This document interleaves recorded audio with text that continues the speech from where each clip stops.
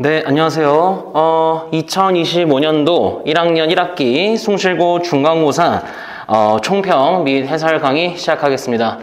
저는 퍼실 수학학원 수학 전임 강사로 이루고 있는 이주영이고요. 먼저 시작하기 전에 앞서 이 영상을 보는 대상은 아무래도 제일 많은 학생들은 이번 숭실고 중간고사를 본 학생들이 될 것 같고요.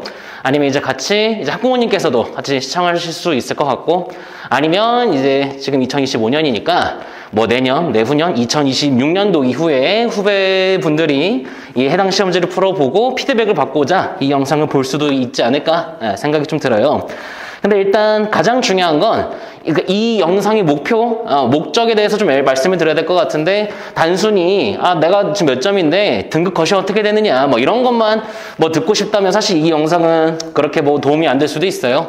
무슨 얘기냐, 이 영상의 취지는 그거 아닐까요? 이번 중간고사가 말 그대로 어떤 식의 특징을 좀 가지고 있었고, 내가 이제 그 중에서 어느 정도의 실력을 좀 발휘할 수 있었고, 그리고 결정적으로 중요한 건, 그렇다면 내가 기말고사는 어떻게 대비를 해야 되는가, 1학년 1학기 기말고사는 어떻게 대비해야 되는가, 그 가이드라인을 잡아주는 그런 용도로 제일 좀 중요하게 쓰여지지 않을까 생각이 들어요.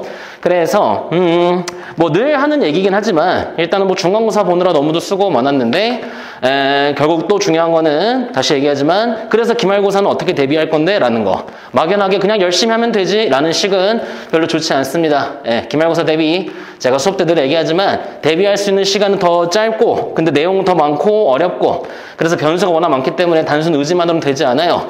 그래서 이번 시험은 좀 어떤 식으로 출제가 되었고, 앞으로 내가 어떤 방향으로 공부를 해야 되는지 그 가이드라인을 잡는 데 있어서 분명히 도움이 될 거라 확신이 듭니다. 자, 간단한 총평 먼저 좀 해볼 텐데요.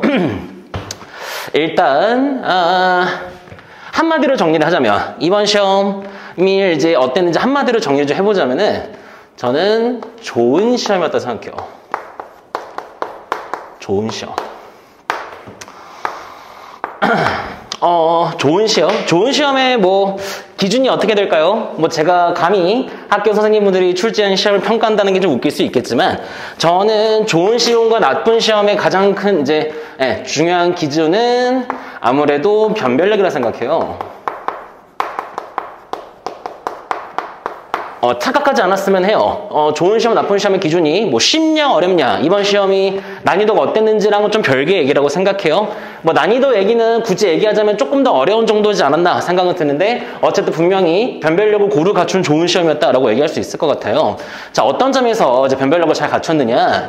먼저 중위권, 하위권을 좀 보면, 그러니까 중하위권을 어떻게 좀 가려냈느냐. 저도 이제 나름 단연간 고등부 강사를 했지만, 그러면서 많은 시험지를 봤지만은 이번 시험지는 되게 좀 남다르게 느껴졌어요. 이게 교육과정이 바뀌고 첫 시험이어서 그런지 학교 선생님들도 이제 더 신경 많이 쓰신 느낌이 들지 않나 하는데, 그러니까 이런 시험을 처음 봤어. 뭐냐면 초반에 객관식 초반 한 1번부터 한 10번까지인가요? 문제의 난이도가 쉽다라는 것도 뭐 그렇지만은 문제에 힌트가 적혀 있죠. 2번 문제에 뭐 조리제법을 이용하면 쉽게 인수분해 가능한다. 그 다음 뭐 6번 문제는 뭐 이참수와 직선의 뭐 만나는 점의 개수는 뭐 판별식을 이용해서 구할 수 있다. 이런 식으로 직접적인 힌트가 주어지면서, 그러니까 기초 개념 문제. 기초 개념 문제와 더불어서 선생님은 대표 유형이라고 얘기해요. 조금 느낌이 다른데, 그러니까 기초 개념 문제는 예를 들어서 뭐 1번부터 한 10번까지 정도의 문제가 되지 않을까요? 이번 시험 기준으로. 그리고 대표 유형이라는 거는, 그러니까 뭐 기초 개념 문제보다 조금 더 쉬운데 어느 교과서나 시중 교재에서든 쉽게 접할 수 있는 그런 많이 출제되는 이제 그런 문제라고 뭐 생각하시면 될 것 같은데, 어쨌든 그래서 대표 유형은 아마 객관식으로는 11번부터 한 18번 정도까지 이렇게 되지 않았을까. 그래서 이 해당 문제들은 중위권, 하위권, 그러니까 뭐 본인이 공부를 그렇게 열심히 하진 않았지만 나름 교과서에 있는 내용들은 그래도 한 번씩 풀어봤다 하는 친구들은 이 정도 기초 개념은 다 풀 수 있었을 것 같고, 나는 교과서 그 말고도 시중교재 뭐 그런 거 이용해서 본인이 따로 문제집으로 좀 더 많은 유형의 교과서 있는 것보다 많은 문제를 풀어보면서 공부를 해봤다는 친구들은 이 정도까지도 문제없이 풀 수 있지 않았을까. 그럼 아마 5등급제에서 3, 4, 5등급의 등급은 등급이 여기에서 잘 좀 가려지지 않았을까, 좀 그렇게 생각이 들고요. 자, 그 다음에 중요한 건 여기인데 상위권과 중위권의 변별력도 정말 잘 가져줬다고 생각이 들어요. 네, 뭐 문제 번호로 얘기를 하자면 일단 객관식이 총 20번까지 있었잖아요. 19번과 20번 문제. 그 다음에 서답형은 사실 총 6문제잖아요. 이 6문제 전부가 다 변별력을 갖췄다고 볼 수 있겠죠. 자세는 이따 좀 해주도록 할게요.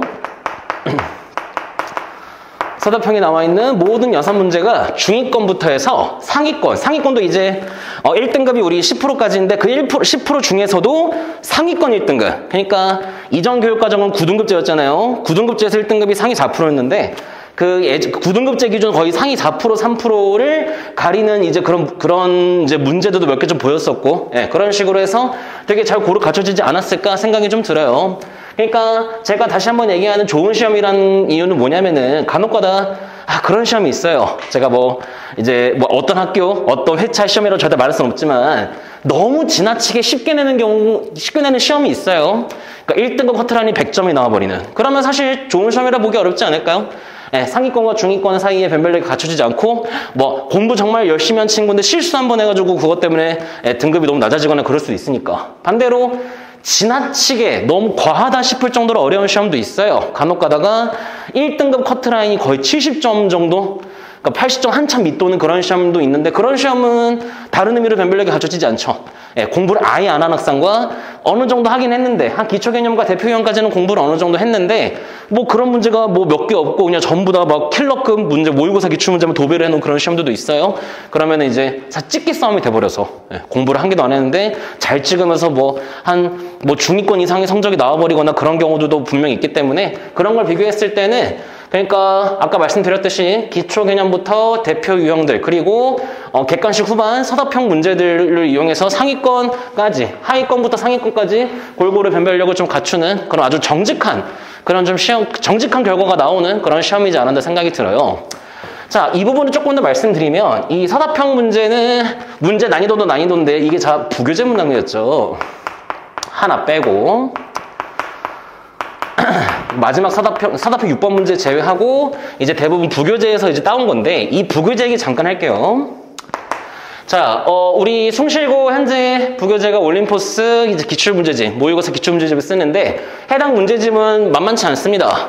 그냥 쉽게 얘기해서 최근 이제 모의고사에 출제됐던 문제들 중에서도 대부분 4점짜리, 그러니까 거의 준킬러급에서 킬러급 문제들을 다수 모아놓은 문제집이 되기 때문에 그 해당 문제에서 이제 상당수 반영을 했었다. 그러면 사실 그런 경우가 있죠.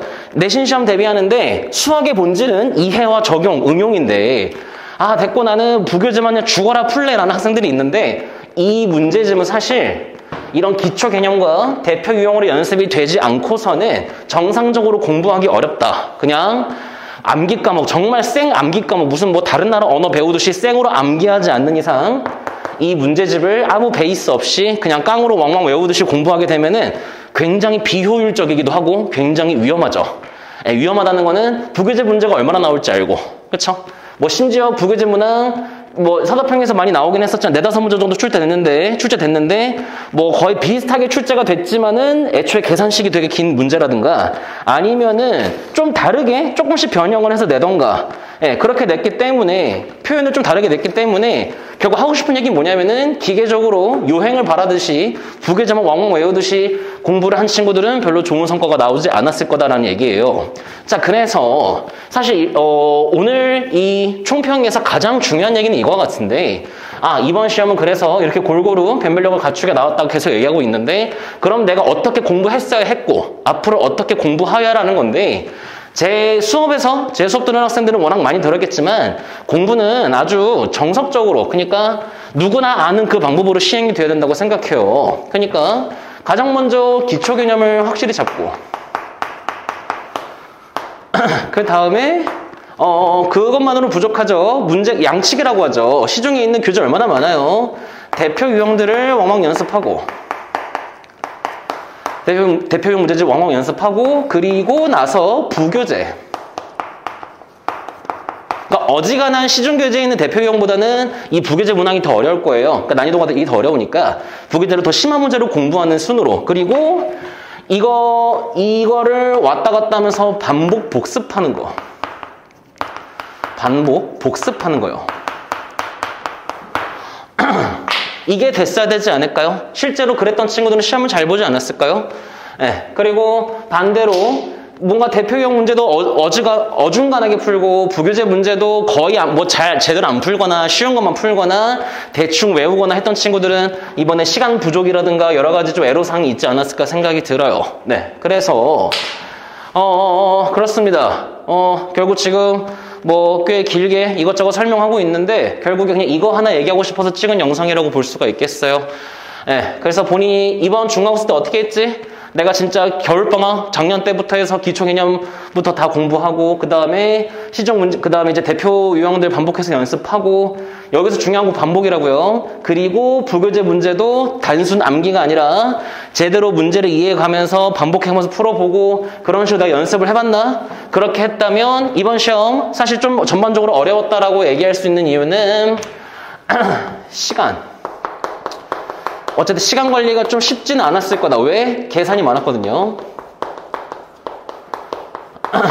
계산이 좀 많았기 때문에 그래서 그런 부분은 타고나기를 손이 빠른 학생 그런 게 중요하지 않아요. 이거를 얼마나 완전히 체득을 해서 익숙하게 그 제한 시간 안에 긴장하는 와중에도 제 실력을 발휘했는가가 좀 중요하게 되겠고 그 다음에 또 하나 변수. 이번 시험에 이제 또 다른 변수는 서술형이었죠. 유일한 서술형 문제, 총 10점짜리 문제였는데 이게 뭐가 나왔어요? 근거와 계세관계 증명 문제가 나왔죠. 그러니까 선생님 수업에도 이런 얘기 많이 했어요. 근거와 계세관계를 쓸 줄 알아? 근데 근거와 계세관계가 뭔지 몰라. 이거는 앞뒤가 안 맞는 거라고 얘기했었죠. 우리가 어떤 수학 문제를 풀든 간에 그 유형별 문제풀이도 중요하지만 진짜 그 기초 개념이 어떻게 되는지. 그리고 현재 조사되는 바에 의하면 많은 학생들이 그러니까 나름 부교재도 풀고 여러 문제집도 풀었지만은 이 기초 개념이 잘 안 돼서 여기서 많이 미끄러진 친구들도 제법 있었다고 선생님 지금 소식을 듣고 있어요. 네. 그래서 이게 또 10점짜리 문제가 되다 보니까 사실 한 중상위권에서도 큰 변별력을 좀 갖추지 않았을까라는 좀 그런 생각도 들고 말이에요. 자, 어쨌든 그렇습니다. 생각보다 좀 말이 좀 길어진 것 같은데 본인은 정확히 알고 있지 않을까요? 이번 3월달부터 4월달까지 중간고사 대비하는 데 있어서 이 흐름으로 봤을 때 내가 얼마나 성실하게 임했고 아니면 내가 좀 부족하게 임한 부분은 어떤 부분인지를 본인은 정말 정확히 알고 있지 않을까. 네, 그래서 좋은 의미에서도 나는 이번에 좀 저런 결과가 있었다. 분명히 부교재를 2번, 3번 이상씩 반복해서 푼 친구들이지 않았을까. 좀 그런 생각이 들어요. 자, 그래서 결국 중요한 건 그겁니다. 그래서 기말고사 출제가 어떻게 되죠? 기말고사 난이도가 어떻게 될까요? 부교재 문제가 얼마나 출제가 될까요? 이런 것은 예측할 수 없습니다. 예. 이번 시험은 좀 이렇게 골고루 잘 출제됐다 하더라도 기말고사는 어떻게 나올지 몰라요. 학교 시험하는 게 그렇습니다. 예, 그런 추측하는 건 사실 의미가 없고 중요한 것은 항상 말하지만 어떤 난이도에서든 풀 수 있는 정직한 실력을 만드는 게 중요하고요. 그 정직한 실력을 만드는 방법은 다른 게 아니라 이거에 있다는 거. 네, 특히 숭실고는 부교재 문제가 워낙 어렵다 보니까 부교재 문항은 쉽지 않다 보니까는 이 기초개념과 대표 유형을 제대로 숙달하지 않으면 그냥 왕왕 외우는 것밖에 안 되는 그런 헛물 캐는 식의 공부밖에 안 된다는 거. 그래서 이번 기말고사의 공부 방향은 어떤 수준의 학생이든 간에 지금 정해져 있다고 보입니다. 알겠죠? 네, 총평은 이 정도로 좀 마칠 수 있을 것 같고요. 그래서 주요 문항 총 3문제 정도 같이 풀어보게 될 텐데 사실 지금 언급하진 않았지만 그래요. 언급해볼까요? 지금 내가 딱 유일하게 언급 안 한 문제가 서답형 6번 문제인데 이거는 이제 그런 겁니다. 간혹 내신 시험에서 100점 억제기라고 하죠. 그쵸? 100점을 억제하는 그런 문항이지 않았을까? 그러니까 완전 신유형 킬러급 그런 문제였어요. 문제만 해도 한 페이지를 다 차지할 정도로 큰 그런 완전 킬러 문제였고 신유형이었고 선생님도 거의 처음 보는 문제였는데 그 이전까지 이제 서답형 5번까지 해서 이미 계산도 많아가지고 시간 관리도 어려웠을 거고 서술형에서도 좀 뭔가 난처함을 표현하는 학생들도 있었을 텐데 그 와중에 이것도 단답형이라서 부분 점수도 없었어요. 이 한 페이지 분량 다 차지하는 문제를 다 읽고 문제를 하나하나 풀어서 100점을 맞기는 굉장히 힘들지 않았을까. 네, 그런 점에서 100점을 억제하는 그런 킬러 문제지 않았을까 싶은데 네. 뭐 어쨌든 아까 했던 얘기 돌아오면 그래서 기말고사 어떻게 나올지 모릅니다. 뭐 이렇게 킬러 문제를 낼지 부교재를 뭐 도배를 해서 낼지 부교재를 정말 조금만 반영할지 쉽게 어렵게 낼지는 아무것도 모릅니다. 하지만 확실히 얘기할 수 있어요.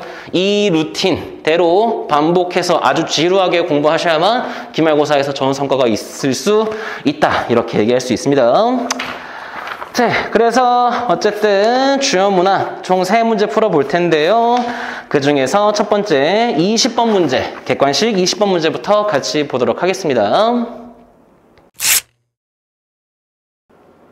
네, 그러면 20번 문제부터 같이 보도록 하죠. 객관식에서 제일 마지막이면서 제일 좀 어려운 문제가 아니었나. 그리고 항상 선생님이 지양하는, 그러니까 하지 말라고 하는 게 이제 암기잖아요. 암기식으로 공부한 친구들은 여기서부터 무너졌을 것 같은데 자 보겠습니다. 자 2차 방정식이 주어졌어요. X에 대한 2차 방정식이고요. 이 2차 방정식이 문자 K에 관계없이 항상 서로 다른 두 허근을 가져야 된대요. 이 K에 뭘 대입하든지 간에 항상 허근을 가져야 되도록 하는 실수 A랑 B가 존재한다라는 거죠. 보통 이런 유형이 서로, 그러니까 K에 관계없이 뭐 중근을 가진다라는 건 정말 많이 풀어봤을 텐데 허근을 가진다 해서 좀 당황했을 것 같은데 어쨌든 그렇게 A, B가 존재하는데 그거 가지고 이렇게 복소수를 만들었나 봐요. A 플러스 BI를 만들어서 말이야. 그것을 제곱이 아니라 세제곱이죠. 미안해요. 세제곱 했을 때 이런 구조가 된대요. 여기서 말하는 이런 구조는 실수 부분과 허수 부분이 같은, 숫자가 아예 같은 그런 구조가 되더라. 그 와중에 P는 0보다 작고요. 그랬을 때 A 플러스 B를 구하라는 문제입니다. 자, 먼저 여기서 시작해야겠죠? 어쨌든 허근을 가진다고 했으니 판별식 짝수 공식으로 해서 부호 확인해 주시면 K-A의 제곱 마이너스 K제곱 플러스 4K 마이너스 B가 되겠고 그래서 얘가 지금 0보다 항상 작다는 겁니다.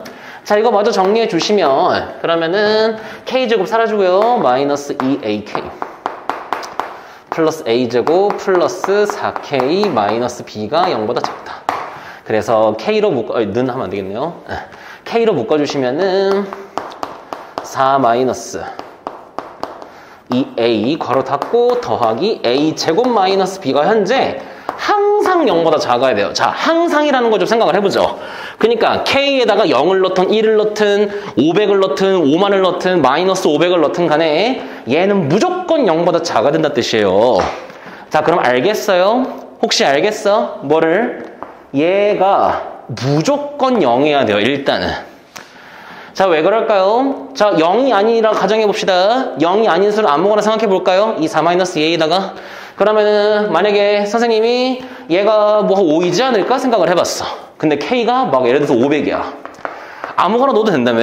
하지만 이렇게 아무거나 뭐 엄청 큰 양수 같은 거 넣어봤을 때 이게 파박 엄청 큰 양수가 되다 보니까 항상 0보다 작다라고 얘기하기는 어려울 것 같아요. 맞아요. 뭐 아니면은 여기다가 뭐 음수를 넣어도 비슷한 얘기를 할 수 있겠죠. 그렇기 때문에 얘가 항상 0보다 작으려면 그러니까 K에 곱해져 있는 이 부분이 죽어야 돼. 그래서 여기가 반드시 0이 돼야 된다. 그래서 첫 번째로 알 수 있는 거는 A는 2로 고정이라는 겁니다. A는 2로 고정. A 대신 있을게요.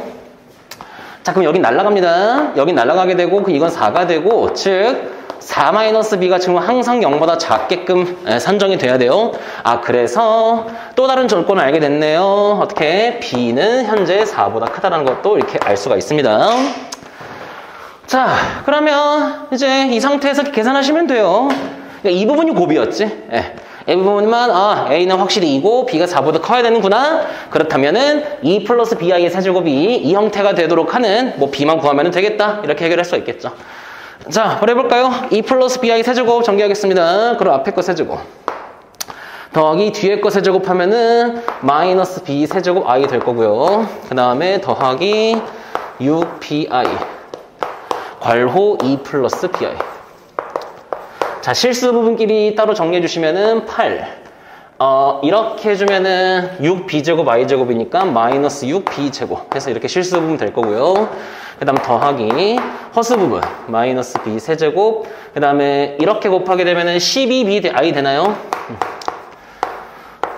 해서 이런 식으로 될 것이다. 근데 얘가 p 플러스 pi 형태가 돼야 된다고 했으니 즉 얘랑 같다라는 것을 바로 알 수가 있죠. 그치? 8-6b제곱이 마이너스 b세제곱 플러스 12b랑 같다라는 약간 3차 방정식 그런 형태가 되지 않을까 싶어요. 자, 그래서 이거 같다 2항까지 해주시면은 그럼 b세제곱 마이너스 6b제곱 마이너스 12b 더하기 8은 0입니다. 자, 이거 만족하는 b를 찾아야겠죠? 그럼 이거 인수분해 됩니다. b-2로 아마 묶이게 될 텐데 그러면 b-2 괄호 그 다음에 인수분해가 안 되는 b제곱 마이너스 8b 플러스 4는 0 형태가 나옵니다. 그러면 지금 얘가 0이거나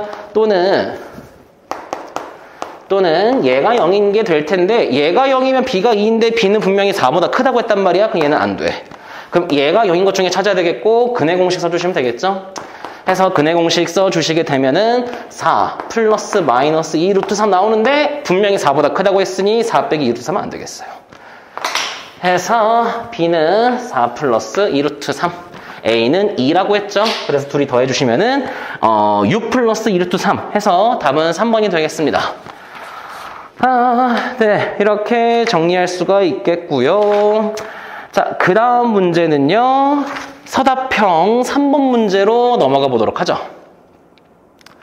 네, 서답형 3번 문제에 이어서 보겠습니다. 해당 문제는 부교재에 있던 문제였고 이제 나눗셈 파트, 항등식 파트에서 워낙 중요하다고 했던 많은 요소들이 들어간 되게 좋은 문제이지 않았나 생각이 들어요. 일단 정말 할 얘기가 많은데 가장 먼저 얘기를 하자면 3차식, 1차식 되게 애매하게 주어졌고요. 그러니까 추상적인 식이 주어진 상태에서 뭐 나눴다 이런 얘기를 한다면 습관적으로 차수를 확인하는, 차수를 비교하는 행위가 굉장히 중요하다라고 많이 얘기를 했어요. 자, 문제 보겠습니다. px 3차식이고요. qx 1차식이고요. 둘을 곱했단 말이에요. 자, 둘을 곱하면 있지. 그러니까 이거 3차식 뭐 인수분해 할 수 있을 거고 1차식도 이제 1차식 하나 이렇게 있을 텐데 그건 4차식 형태이면서 px와 qx의 인수를 다 모아놨다. 인수 모음 뭐 이렇게 얘기할 수 있을 것 같아요. 그 식을 이렇게 생긴 3차식으로 나누었더니 말이야 나머지가 0이다. 나누어 떨어진다고 나와 있죠. 자, 그럼 나누어 떨어진다는 것은 다 무슨 얘기인지 알겠지? 어떻게? 이 px 곱하기 qx라는 인수 모음이 이걸 통째로 인수로 가지고 있구나. 그러니까 이 중에서 하나는 아니면 둘 다 이렇게 생긴 인수들을 적어도 하나씩은 둘 중에서 적어도 하나는 가져야 된다는 거죠. 그럼 어렵지 않게 px는 x제곱 빼기 3x 플러스 3을 인수로 가질 수밖에 없어요. 이유는 뭐 설명 안 해도 되겠죠? q는 1차니까 얘를 가지고 있을 수가 없잖아요. 자, 근데 여기서 느낌이 오지 않나? x-1은 얘가 가질 수도 있고 얘가 가질 수도 있는 거잖아요. 그렇잖아요. 얘가 가지고 있어도 말이 되고 얘가 가지고 있어도 말이 되는 거니까 벌써 느낌이 와. 이 문제는 x-1이라는 인수를 누가 가져가는지에 대해서 케이스를 나눠서 풀지 않을까 예측을 할 수 있다는 거. 자, 그리고 이어서 보면 모든 실수 x에 대해서 항등식이죠. 이 식이 항상 만족한다. 그러면 좌변 구변이 똑같다는 거고 이거를 px에 대해서 정리를 한번 해볼게요. 자, 그렇게 해주시면 px는 그리고 차수 비교하는 거 습관이에요. 3차라는 거 잊지 맙시다. 얘는 3차인데 이거 이항하면 어떻게 돼요? x 세제곱 마이너스 10x 더하기 13에다가 마이너스 qx의 제곱 형태더라 라는 것까지. 자, 그래서 뭐 q0은 또 0보다 크다고 했을 때 이거 p3 더하기 q-3 구하래요. 결국 px, qx를 정확히 구해봐라 정도로 해석하면 될 것 같죠? 그러면 케이스 그냥 바로 나눠보죠. 첫 번째 케이스 x-1이 여기 있지 않을까라고 가정을 해보는 거죠. 근데 차수 비교하면서 내가 항상 얘기하는 게 최고차항도 되게 중요한 거잖아요. 이거 먼저 짚고 넘어갈까요? 이거 혹시 보여요? 이거 혹시 보여요? px는요 3차식 근데 3차항의 개수가 1인씩이라는 거 그게 자명한 거 보여요?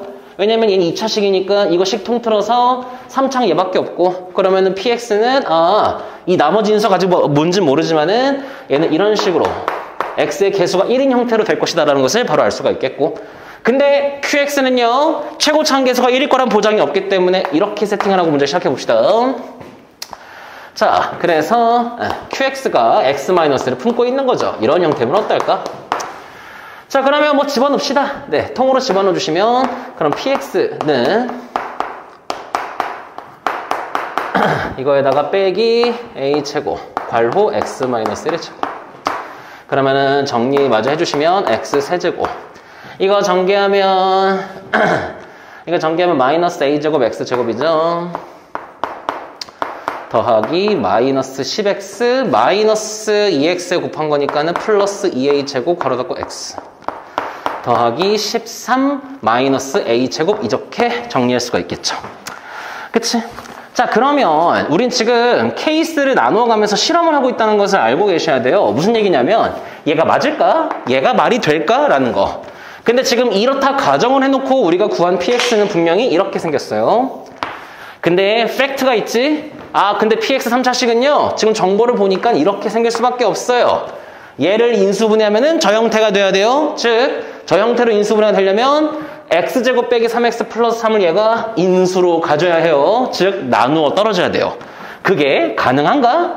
가능하면 a 거고 끝이겠지. 그치? 그래서 이거 어쩔 수 없죠. 인내심을 가지고 나눗셈 진행합시다. x 최고 10 더하기 x 플러스 13 마이너스 2제곱. 이거를 나눈다. x제곱 빼기 3x 플러스 3으로 자 나눠봅시다. 나머지가 0이 나와야 됩니다. 그럼 첫 번째 x 그러면 x 세제곱 마이너스 3x 제곱 더하기 3x. 그래서 통째로 빼주시면 이거 사라지고요. 2차 항은 3 마이너스 a제곱 x제곱 그리고 더하기 마이너스 13 플러스 2a제곱 x 더하기 13 마이너스 a제곱. 자, 그리고 이것도 맞춰줘야 되는 거니까 3 마이너스 a제곱을 곱해주면 되겠죠. 네, 곱해주면은 그러면은 3 마이너스 a제곱 x제곱 그리고 마이너스 3까지 곱해주시면은 마이너스 9 플러스 3a제곱. 그 다음 마지막에 상수한 부분은 9 마이너스 3a제곱. 이렇게 해서 통째로 빼주십니다. 그럼 이렇게 사라지겠죠. 그러면은 이제 이거에서 이걸 빼주는 겁니다. 그럼 마이너스 4 마이너스 a제곱 x제곱이 되겠고, 그럼 여기서 여기 빼줍니다. 더하기 4 플러스 2a제곱이 되겠죠. 이겁니다. 자, 그래서 조건 하에 어떤 일이 벌어져야 되는 거니? 나누어 떨어져야 된다. 그러니까 이게 나머지인데 이 나머지는 좀 이거 x죠. 이 나머지는 사실 이거 있으면 안 돼. 0이어야 돼. 얘가 0이면서 그 와중에 얘도 0이어야 돼요. 근데 보여요? 불가능하죠? 0이 될 수 없어요. 이것만 봐도 안 되지? 2a제곱에서 4도 했는데 0이 될 수 없어. a가 허수일 수는 없으니까. 그쵸? 그래서 얘가 안 됩니다. 냉정히 얘기할게요. 이거 부교재 문제죠? 아까 총평에서 얘기했죠? 단순히 뭐 몇 번 연습한 것만으로는 안 된다. 단순 그냥 눈대중으로 공부한 친구는 안 되고 여러 번 연습했어야 돼. 뭐를? 솔직히 얘기해서 이거 쉽게 푼 친구 있죠? 어떻게? 이거 문제 거의 그대로 나왔거든. 마지막 이거 빼고 다 똑같이 나왔거든요. 몇 번 연습한 친구는, 그러니까 물론 이제 처음 풀이 할 땐 이렇게 해야겠지만은 미리 연습한 친구 이게 안 되는 걸 이미 알아요. 외워진 거죠? 하도 많이 연습해서. 그치? 그래서 그 친구는 바로 두 번째 케이스로 넘어가지 않았을까? 어떻게? QX가 X-1을 가지지 않았어요. 그 말은 X-1이란 인수를 얘가 가져가는 경우 이렇게 되겠죠. 그치? 그래서 PX가 완성이 된 거죠. 얘가 확정일 거예요. 첫 번째가 안 됐으니까. PX는 X제곱 마이너스 3X 플러스 3에다가 X-를 곱한 이런 형태일 것이다 라고. 자, 그러면 PX를 이렇게 세팅하게 되면은 이거 전개했을 때 X 세제곱 마이너스 4X 제곱 더하기 6X 빼기 3이 될 거고요. 그러면은 이거 이 항등식에서 반대로 넘겨야 되겠다. 어떻게? 현재 우리가 알고 있는 건 qx의 제곱이 이거 다 이항해 주시면 x 세제곱 마이너스 10x 더하기 13 마이너스 px가 되겠죠. 네, 오른쪽 지울게요.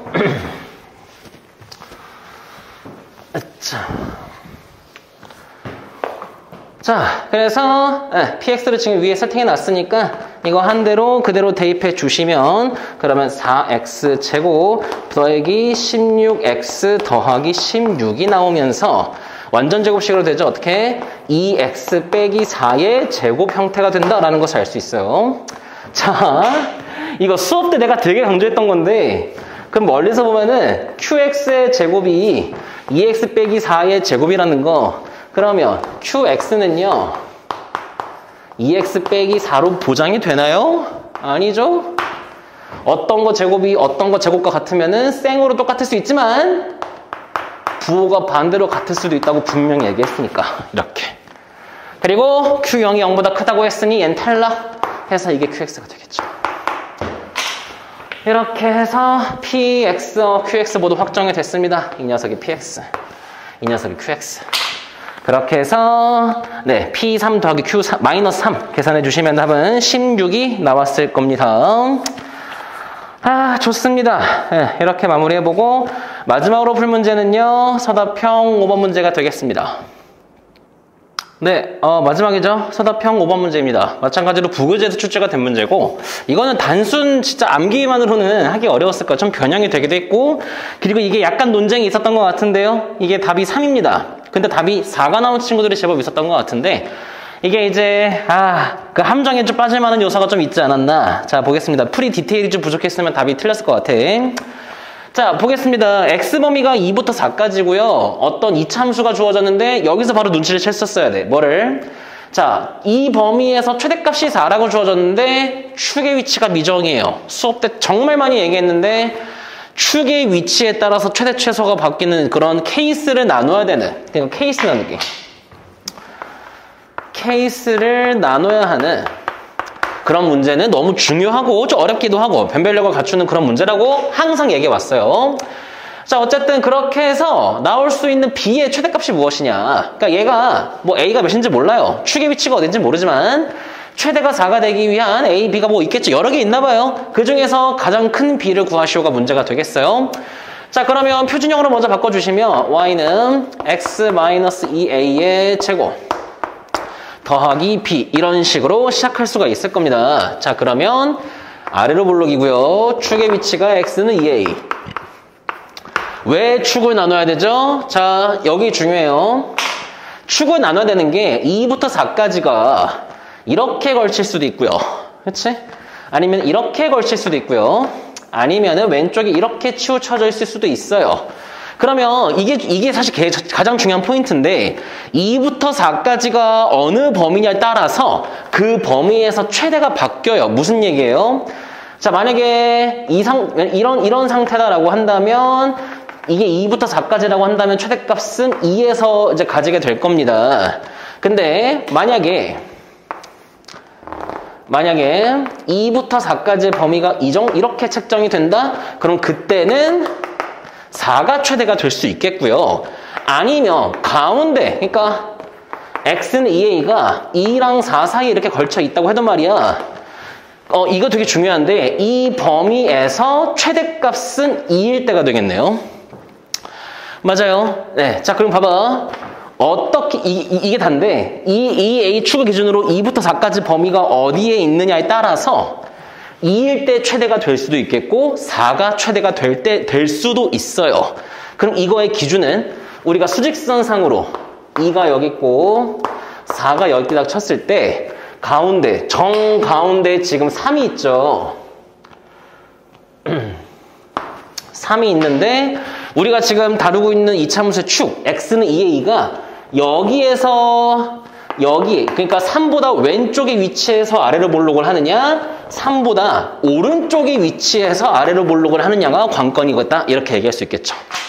오케이. 그래서요 이 문제는 그러니까 눈에 보이는 건 2랑 4야. 그래서 2a가 4보다 크냐 2보다 작냐 이렇게 나눠서 풀 수도 있겠지만 그럴 필요 없고요. 3보다 크냐 작냐로 나누시면은 문제를 풀 수가 있는 겁니다. 기준은 3이었습니다. 자, 하는 거 보세요. 자, 첫 번째 케이스입니다. 자, 첫 번째로, 자, 3이 기준이라 얘기했어요. 이 A가, 축의 위치가 3보다 왼쪽에 있을 경우로 생각해보죠. 그러니까 A는 2분의 3보다 작을 때요. 자, 이렇다고 가정을 하게 되면, 그래프 그렸을 때, 자, 어떤 일이 벌어지겠니? 자, 여기가 2A야. 근데 지금 아까 수직선으로 그렸겠지만은 2A가 3보다 더 왼쪽에 있어요. 즉 범위 2와 4 사이에서부터 2에 조금 더 가까운 그런 형태가 되겠죠. 그러면 2가 만약에 여기 있다면 4는 조금 더 멀리 있을 것이다. 이렇게 가정이 될 거예요. 자, 그렇게 되면은 이 범위에서 최대값은 4, 즉 F4가 되겠죠. 그게 4가 될 거예요. 네. 그래서 대입해 주시면 16 마이너스 16A 더하기 4A 제곱 플러스 B가 4가 될 것이다. 이렇게 되겠고, 자, 그래서 문제 잊으시면 안 돼요. 그랬을 때 B의 최대값이 몇이냐 물어봤기 때문에 B에 대한 식으로 바꿔보자. 그럼 B는 마이너스 4A 제곱 플러스 16A 마이너스 12 이렇게 쓸 수가 있겠죠. 그래서 표준형까지 바꿀게요. 자, 표준형 해주시면은 마이너스 4 A 마이너스 2의 제곱 더하기 4가 나옵니다. 자, 이 문제에 답을 4라고 적은 친구들이 많다고 얘기했었는데 그 이유가 여기서 드러나요. 자, 뭐냐면 그냥 4가 보여. 네, 4가 보여요. 그러니까 이거를 막 정리해 보니까 B가 현재 그러니까 B가 이렇게 돼요. 그러면은 얘를 그렸을 때 이거랑 별개예요. 이거를 그렸을 때 A가 2가 축이 되고 여기 4가 이렇게 찍혀버리기 때문에 4가 최대 아닌가? 라고 생각이 들겠죠. 하지만 이따 그려서 알겠지만 A 범위가 2분의 3보다 작아요. 그럼 A는 2가 여기 있으면 2분의 3이 이쯤 있을 거 아니야. 2분의 3보다 작으니까 여기 4는 최대값이 될 수가 없습니다. 그래서 4가 답이 아니에요. 이거 실수한 친구들 많을 거예요. 자, 계속 봅시다. 반대로 2A가 3보다 크거나 같으면 그러니까 A는 2분의 3보다 크겠죠. 자, 그렇다 가정하면 그래프 조금 조금 밑에다 그릴게요. 미안해요. 여기다 그릴게. 자, 이렇게 해서 그러니까 얘랑 반대로 그리면 되겠지. 2A라는 축이 반대로 4랑 더 가까운 거야. 그러니까 이런 느낌으로 되겠죠. 그치? 자, 그렇게 되면은 이때는 F2가 4가 되는 경우겠죠. 즉 저기다 대입해 주시면은 4 마이너스 8A 플러스 4A 제곱 플러스 B가 4다. 그러면은 양변 4 지워지고요. 그 다음에 이것도 B에 대한 식으로 정리해 주시면은 표준형으로 했을 때 마이너스 4 A 마이너스 1의 제곱 더하기 4. 여기도 또 4가 보여. 그래서 답을 4로 하는 친구가 많다고. 자, 마무리를 잘 합시다. 어떻게 답이 3이 나올까요?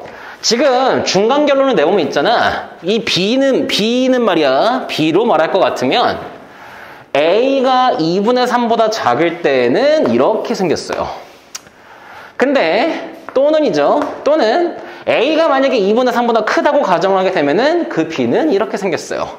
이번 시험 대비하면서 반드시 연습이 됐어야겠죠? 뭐를? 어떤 미지수 구간별로 다른 함수식이 주어져 있을 때 그걸 그릴 줄 알아야 된다. 이것은 절대값 함수에서도 많이 연습했을 텐데. 그러니까 분홍색으로 그릴게요. 그러니까 A축이 되겠어. B축이 되겠고 B축이 되겠고 현재 A가 2분의 3을 기준으로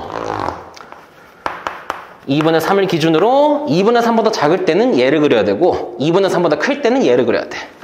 자, 얘 풀 버전이 어떻게 생겼니? 2,4에서 꼭지점에서 이렇게 위로 볼록일 거예요. 근데 2보다 3보다 작을 때만이니까 그러면 싹 자른다고 생각해 주시면 그러면 대충 이런 식으로 생겼을 거예요. 마찬가지로 2보다 3보다 클 땐 얘를 그려야 돼. 자, 얘로 말할 것 같으면 1,4가 꼭지점이고 이렇게 위로 보려고 되는 녀석인데 이 오른쪽 부분만 그려가지고 이런 형태 그리면 돼요. 약간 좌우 대칭. 그래서 이 전체가 B의 범위야. 이 수많은 B 중에서 제일 클 때가 몇입니까? 라는 질문이고요. 그때는 A가 2분의 3일 때예요. 뭐 여기든 대입하시면 됩니다. 뭐 여기다 대입해 볼까요? 2분의 3 대입하시면은 마이너스 4 곱하기 4분의 1 더하기 4 해서 최대값은 3이 되겠다. 이렇게 결론 지을 수 있어요. 자, 풀이를 보니까 더 공감할 수 있지 않았을까. 예, 그러니까 얼마나 본인이 이거 부교재 문제도 어렵고 문제수도 만만치 않을 텐데 하나하나 겉핥기식으로 해서는 안 되고 꼼꼼히 2-3번 이상씩 반복을 해야 제한시간 그 짧은 50분 안에 다 풀 수 있겠구나. 이렇게 공감을 할 수 있기를 바라면서 네, 이렇게 수업 영상 총평 및 해설 영상 마치도록 하겠습니다. 도움이 되길 바랍니다. 감사합니다.